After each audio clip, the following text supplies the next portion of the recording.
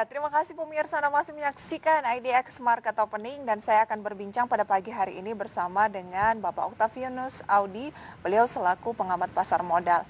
Pak Audi, apa kabar Pak? Kabar baik, Mbak. Terima kasih. Iya, Pak, terima kasih sudah bergabung bersama IDX Channel pada pagi hari ini. Kita akan mencermati peluang dari indeks harga saham gabungan setelah kita lihat penutupan dari Bursa Wall Street yang menguat begitu ya. Kemudian kita lihat dari Eropa juga kemarin mengalami penguatan dan dari Asia pagi hari ini memang beberapa masih mengalami pelemahan untuk pembukaan. Peluang dari indeks harga saham gabungan kemarin kan melemah nih Pak dengan net sale masih sekitar 1,11 triliun rupiah. Nah, pagi hari ini peluangnya seperti apa Pak? Menanti keputusan dari The Fed dan juga mungkin akan diikuti oleh kebijakan dari BI. Ya, sebenarnya kalau kita lihat dari Wall Street dulu atau dari US dulu, sebenarnya ketika opening itu mereka dibukanya lumayan tinggi atau ada gap, itu sekitar 2% ketika market buka. Tetapi di akhir sesi malah kecenderungan kembali lagi bahkan plusnya hanya tipis. Dan memang ini lebih ke respon terkait para investor atau pelaku pasar menunggu hasil keputusan The Fed. Sebenarnya yang mau digarisbawahi ini sebenarnya adalah ketika The Fed ini memang sudah komit untuk akan mempertahankan suku bunganya atau yang suku bunga rendah ketika pandemi ini. Cuman satu sisi kita lihat data-data seperti dari China tadi juga sudah dilaporkan bahwa ada peningkatan dari retail sales, lalu ada manufacturing production-nya juga sudah mulai kembali hidup. Jadi saya pikir di sini para investor ini bukan hanya mau melihat bagaimana kita survive, tapi investor juga mau lihat hasil keputusan The Fed apakah sudah bisa melihat peluang untuk adanya penguatan atau peluang adanya inflasi atau pertumbuhan ke depannya.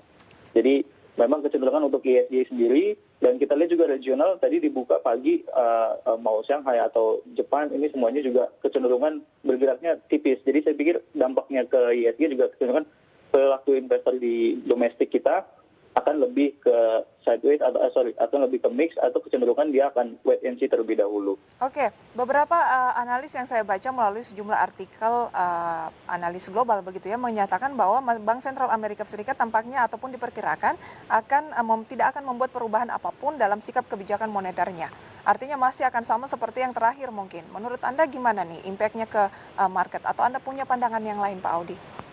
Ya, sebenarnya kalau dikatakan akan tetap mempertahankan, pasti akan tetap mempertahankan, dan memang ini sudah menjadi pandangan juga para ekonom dan analis dari luar yang mengatakan bahwa The Fed juga bahkan akan terus mempertahankan bahkan sampai tahun depan di mana suku bunganya yang rendah. Tapi saya pikir di sini adalah kita melihat beberapa data-data ekonomi dari negara-negara maju, salah satunya ya dari US juga ataupun dari China juga.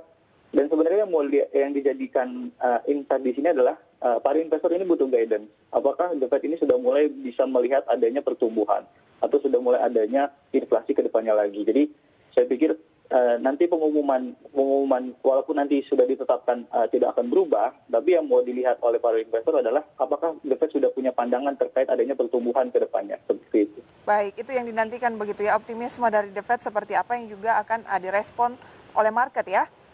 Ya. Nah, dari dalam negeri, IHSG kemarin berakhir di zona merah, turun 1,18%, 5.100.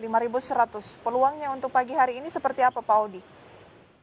Ya, kalau saya lihat sendiri, kita juga nanti ada keputusan Bank Sentral Indonesia atau BI, itu kemungkinan besok ya setelah RDG nanti, dan kemungkinan juga besar kita akan kecenderungan, konsensus juga mengatakan bahwa kita akan tidak akan berubah suku bunganya, dan saya pikir pasar juga sudah akan merespon hal yang sama. Tapi yang menjadi highlight sebenarnya adalah kemarin ada pengumuman atau dari Pak Menteri juga bilang bahwa mulai akan adanya penyuntikan vaksin di bulan November, dan mungkin ini bisa menjadi salah satu faktor positif, salah satunya di antara data-data ekonomi yang akan keluar nanti, baik dari yang The Fed maupun dari Bank Indonesia. Dan kalau untuk pergerakannya sendiri, saya yakin untuk saat ini masih kecenderungan mix. Kalaupun ada penguatan hari ini, paling penguatannya hanya terbatas dan penurunannya pun masih dalam range supportnya ISG seperti itu. Tapi sebenarnya kalau dilihat peluangnya adalah sentimen-sentimen yang harusnya positif ya, terkait dengan rencana penyuntikan vaksin pada bulan November, kemudian juga respon dari Bank Indonesia di mana nantinya kecenderungannya suku bunga akan tetap menurut Pak Audi begitu. Harusnya positif nggak ini Pak? Ya, sebenarnya kalau di tengah pandemi ini yang menjadi kunci adalah bagaimana cara kita survive atau bagaimana cara kita menanggulangi vaksinnya, pandeminya. Dan kalau dari satu sisi, untuk dari kesehatan sendiri, mungkin dengan adanya berita-berita dari Bio Farma yang sudah mulai masuk ke tahap uji coba, bahkan sudah mulai tahap penyuntikan, ini saya pikir menjadi sentimen positif untuk pandemi itu sendiri. Jadi artinya ketika pandemi ini sudah bisa diatasi, otomatis nanti ekonomi sudah bisa bergerak kembali, dan ini menjadi sinyal positif untuk ISG. Tapi di satu sisi hari ini memang kita masih menunggu keputusan suku bunga acuan dari The Fed, dan kemungkinan juga masih akan tetap sama. Tapi yang menjadi insight yang mau diambil oleh para investor atau investor ini adalah, atau pelaku pasar adalah, bagaimana guidance dari The Fed, atau apakah sudah mulai ada pertumbuhan dari pandangan The Fed seperti itu. Jadi masih wait and see begitu ya? Ya. Oke.